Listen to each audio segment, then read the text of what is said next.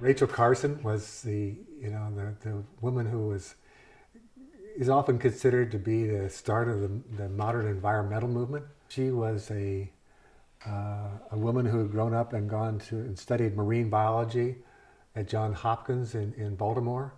And then she went to work for the Fish and Wildlife Service as an editor of their magazine.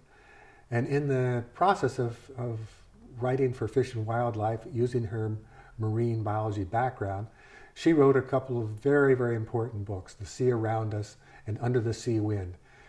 She was fascinated with examining particularly the intertidal zone, how creatures can live out of and in the water, periodically depending on the tides, and also just the life cycle of all the things that live in the ocean, how they depend on each other, and how unknown that is to most people, and how important it is to everything else that lives on this planet. In the late 1950s, she started to write a book that became the book that changed the history of this country in regard to the environment, and in many other ways too. And that was Silent Spring. What she meant by the title Silent Spring was, if we keep putting the kinds of pesticides and herbicides into the environment that we are now, these will work their way through the food chains and through the ecosystems until almost everything in that food chain, in that ecosystem, is poisoned. And that one of the first casualties of that poisoning will be our birds. That we will have a spring when we expect birds to come back from their migrations and start singing in the trees in the spring. And she was saying, we won't have that.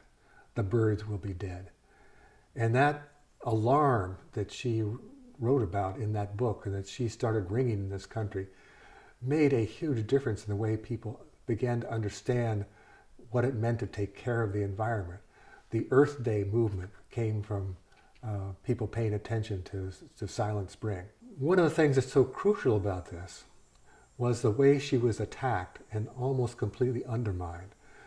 She was attacked by the chemical companies who make the herbicides and the pesticides, who were making enormous profits from those. They attacked her as a woman, that she was a woman, therefore she couldn't be a good scientist, as good as a man, and also that her science was all wrong. Of course she was right. She was right about the science, and she was, doing better science than a lot of men were doing. But luckily she stood up to them. When they attacked her, she fought back and kept telling her truth about what she knew.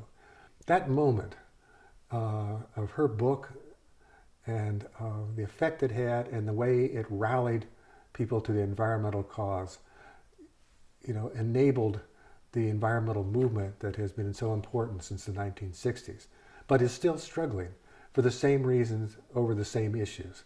That there are people, and it's, again, particularly problematic today.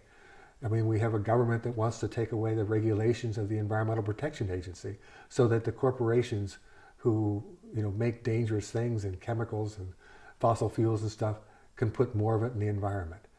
This is a struggle that did not go away. Rachel Carson brought it to our attention, but then it's back again. I just want to read her quote.